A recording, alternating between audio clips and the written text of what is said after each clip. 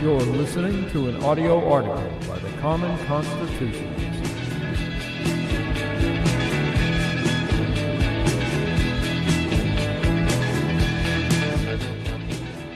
Today's article is entitled, "Our Religious Freedom Falls in the Lap of the Supreme Court." The Supreme Court is set to begin its next session in October. It has a full docket when it gavels in. Among them are a couple of labor relations arbitration cases, a plethora of immigration refugee cases, and one which has not been set for argument as of yet. Case number 16-111 is, quote, Masterpiece Cakeshop Limited versus Colorado Civil Rights Commission, unquote. This case has become a familiar refrain to those who follow this nonsense like me and all of you. It's another case of religious freedom versus the rights of homosexuals to demand a curtailment of religious freedom. I wonder what side Colorado Civil Rights Commission falls on. Gee, I wonder. In 2012, a happy homosexual couple, Craig and David Mullins, wished for Masterpiece Cakeshop to craft a wedding cake to commemorate the blessed event. Quote, but Jack Phillips, owner of the Masterpiece Cakeshop, declined to make the cake for Mullins and Craig, saying that doing so would violate his religious beliefs. The couple then filed a complaint with Colorado's Civil Rights Commission, arguing that Phillips' actions violated the state's Anti-Discrimination Act, which prohibits businesses from refusing service based on race, sex, national origin, or sexual orientation, unquote, wrote MSNBC. David Mullins said in an interview that, quote, we're not trying to shut down Masterpiece Cakeshop. We want Masterpiece Cakeshop's policy toward gays and weddings, gay weddings, to change, unquote.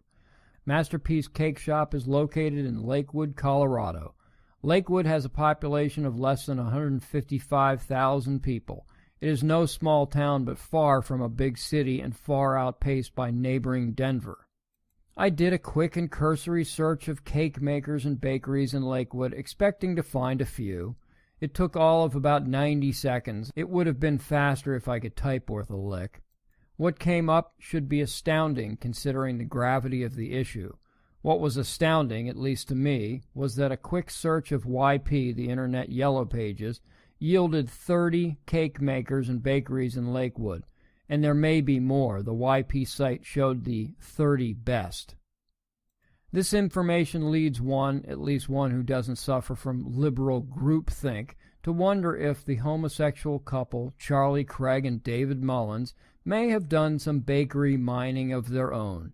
Recall the infamous 2014 case of 111 Cakery, the Christian bakery in Indianapolis, who also refused on grounds of religious freedom to make a commitment ceremony cake for a homosexual couple.